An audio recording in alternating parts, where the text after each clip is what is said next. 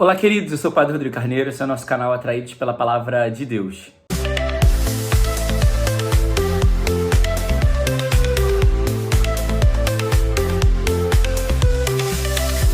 Bem, então seja muito bem-vindo, você que está chegando pela primeira vez aqui no nosso canal. Você também que já é um atraído pela Palavra de Deus.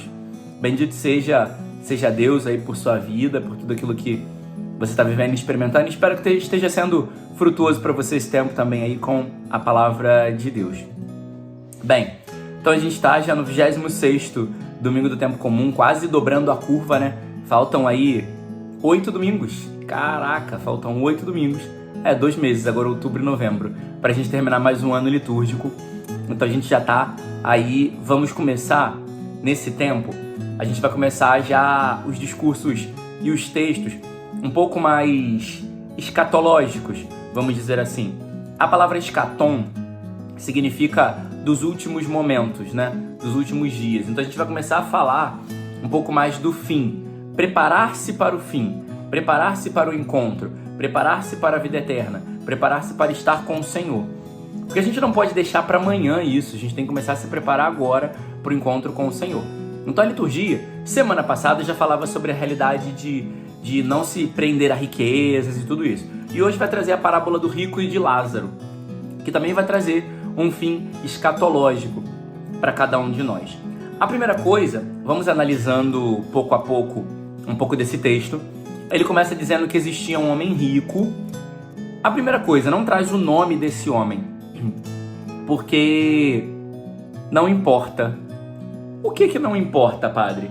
Não importa Não importa uma pessoa rica e que só pensa em si, não tem importância. Por isso não se tem o nome dele, porque não tem importância. Agora, do pobre, vai dizer pobre chamado Lázaro.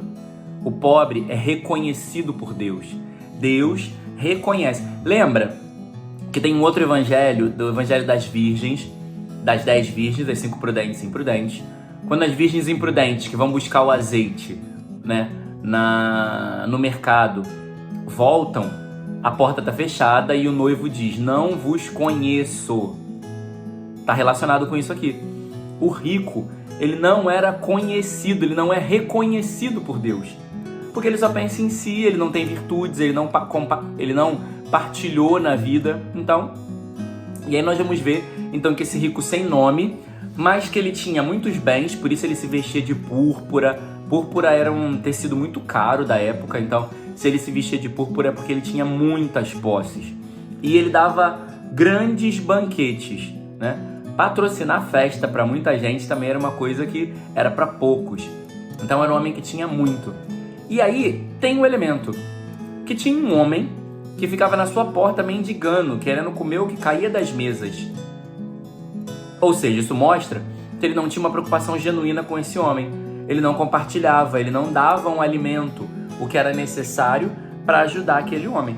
Mas estava preocupado com as púrpuras, com os banquetes. Já Lázaro, o nome Lázaro significa Deus o ajudou. Então, ele tinha o favor de Deus pelo nome, né? Por ter o nome conhecido e porque Deus o ajudou. Nós vamos ver que ele só tinha dificuldades e sofrimentos. Lázaro, ele estava coberto de chagas, ansiava saciar com o resto que caía das mesas e os cachorros lambiam as suas chagas. Então, ele só tinha dificuldades e tribulações. Isso mostra para nós uma dualidade nessa vida. Que o rico teve todos os bens na vida. Ele usufruiu desses bens, não pensou em mais ninguém e na vida eterna estava experimentando dos tormentos. Lázaro experimentou de sofrimentos na vida, foi fiel nos sofrimentos, porque ele não burlou, ele não enganou, ele não vai dizer que ele estava roubando. Ele estava ali na situação dele tentando fazer o que ele podia, comer o que caía das mesas. Então ele experimentou da bem-aventurança na vida eterna. Isso aqui é importante para nós. Os sofrimentos nessa vida, eles são para provar a nossa fidelidade também muitas vezes. Para ver o quanto a gente é capaz de ser fiel a Deus. Para ver o quanto a gente vai ser capaz de viver e de fazer o que a gente precisa fazer. Para ver o quanto a gente vai ser capaz de estar vivendo uma vida de intimidade e de encontro com o Senhor. Ou se a gente vai estar mais preocupado em usufruir do que temos, ou se o que temos também é motivo de partilha, é motivo de doação. Por exemplo, existem pessoas que às vezes são muito capazes, assim, vamos dizer, capazes no sentido de que são inteligentes, pessoas no sentido de que têm muito conhecimento e não têm paciência para dividir o conhecimento, não têm disponibilidade para ajudar outras pessoas. E isso é uma coisa que nós temos que pensar. Aquilo que Deus te deu, aquilo que você tem, aquilo que você de fato tem nesse tempo, ele precisa ser usado também para partilhar e para dividir com os outros. Precisa ser fruto também de partilha, de comunhão, de ajuda, de mão estendida, para que outras pessoas também experimentem da graça. E aí nós vamos ver, olha, aqui tem um elemento interessante, porque nós vamos ver que ele vai olhar para cima e vai ver Abraão. Por que ele vai ver Abraão? Porque naquele tempo, ainda vai dizer que ele foi para o seio de Abraão e viu Abraão. Naquele tempo se chamava de mansão dos mortos, por isso que Jesus vai descer a mansão dos mortos. Naquele tempo se chamava de seio de Abraão. E ele vai ver Abraão porque Abraão era o modelo de justo. O modelo de justo e também porque Abraão era o pai na fé, então por isso ele vai ver Abraão. Não existia naquele tempo ainda a denominação de céu e inferno. Porque o céu, ele vai existir a partir, né, da vida justamente a partir da morte e ressurreição de Jesus. E aí vai se abrir os céus. E aí por isso Jesus vai à mansão dos mortos. Então aqui esse texto tem muita coisa pra gente esmiuçar, né? Por isso que Jesus vai então à mansão dos mortos, justamente ele vai até a mansão dos mortos para resgatar os justos. Porque existiam pessoas que não estavam preparadas, então não iam ser resgatadas, mas também não existia o céu, então ele vai lá para resgatar essas pessoas, para levá-las justamente ao céu, que é o destino de todas as pessoas, o destino de todo cristão, para onde todos devem ir, caminhar e devem desejar estar. E aí nós vamos ver, continuando o texto, que esse rico, ele vai ter uma postura de: Pai Abraão, pede Lázaro para vir até aqui, para que possa molhar a ponta do dedo e trazer aqui. Pai Abraão, pede Lázaro para ir até os meus irmãos. É uma visão também de uma pessoa que é rica, que tem bens, e acha que o pobre é o seu serviçal. Ele está olhando para Lázaro também como se Lázaro fosse aquele que tem que servir. Manda ele vir aqui molhar a ponta do dedo e trazer aqui. Manda ele ir aos meus irmãos, como se Lázaro fosse um serviçal. Aquela mentalidade que nós temos que o pobre, o que tem menos, ele tem que ser serviçal. Ele tem que fazer por mim. E eu não posso fazer. Porque o rico teve todas as oportunidades na sua vida para fazer. Mas ele não aproveitou as oportunidades que ele teve na vida. Ele só foi deixando as coisas acontecerem, deixando as coisas passarem. Então esse também é um problema que nós temos.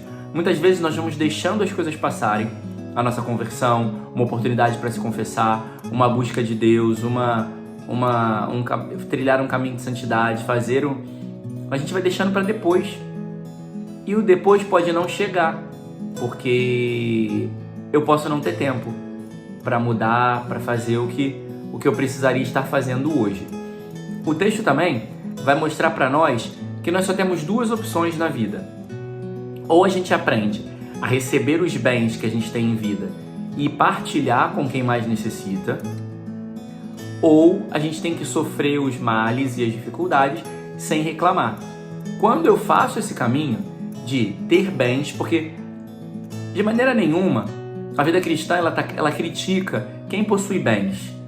O objetivo do texto não é criticar quem possui bens, mas é criticar como você se relaciona com os seus bens, como que você ocupa os seus bens, se você divide ou partilha com as outras pessoas, se você tem consciência de que outras pessoas também necessitam e se faz generoso para ajudar.